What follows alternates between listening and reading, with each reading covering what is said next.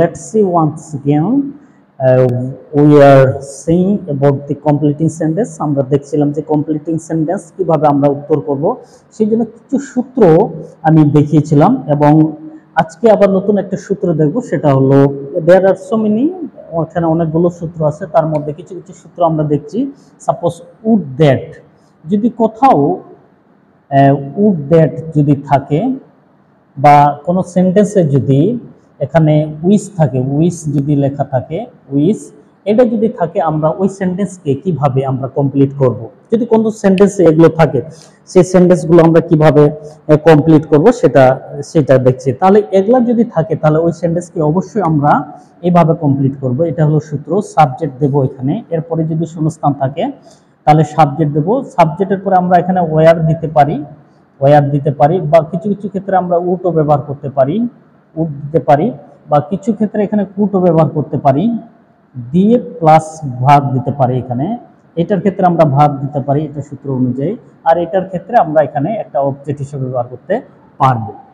সেটা হলো একটা সূত্র। এই সূত্র অনুযায়ী আমরা যখন দেখব, তাহলে এই সূত্র অনুযায়ী যখন আমরা ফিল আপ করবো সেন্টেন্সটি, তখন আমাদের উত্তরটা কিন্তু অনেকটা রাইট হবে।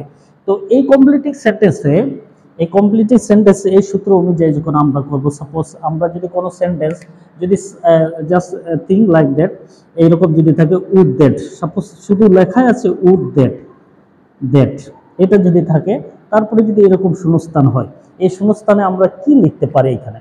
তাহলে এই শূন্যস্থান আমরা লিখতে পারি, এটা মনে রাখতে হবে, এটা হলো একটা কাল্পনিক একটা বিষয়, এটা কল্পনা করছে যে আসলে ঘটনা বাস্তব নয়, কিন্তু এটা কল্পনা বিষয় তুলে ধরা হয়েছে।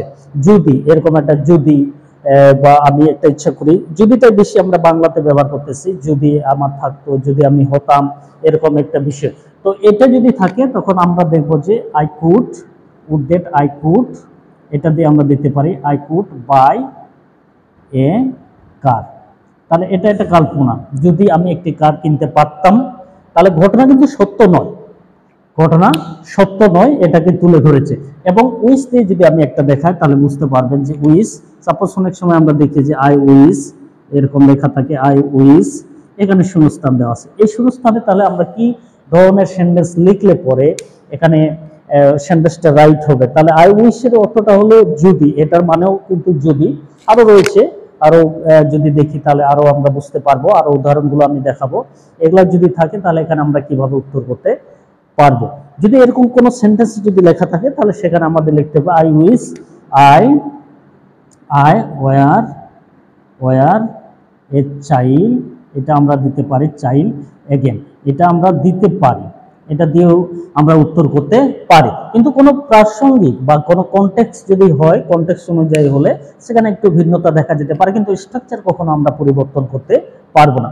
স্ট্রাকচার হলো গুরুত্বপূর্ণ একটা জিনিস। আমি সবসময় স্ট্রাকচারের বিষয়ে বেশি কথা বলি, কারণ স্ট্রাকচারটা আমাদেরকে অনেক হেল্প করবে কিভাবে উত্তরগুলো আমরা করব।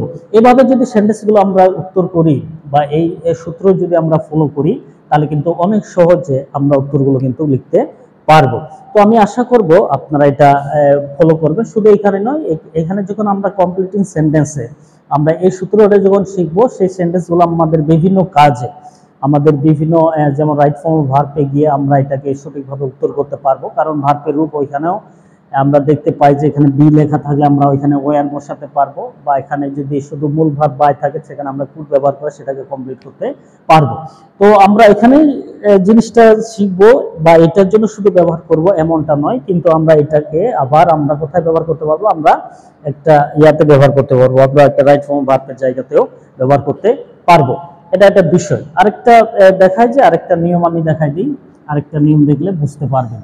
তো আরেকটা নিয়ম হলো, সাপোজ আমি দেখাই, আপনারা দেখতে থাকেন একটু আরেকটা নিয়ম অনুযায়ী।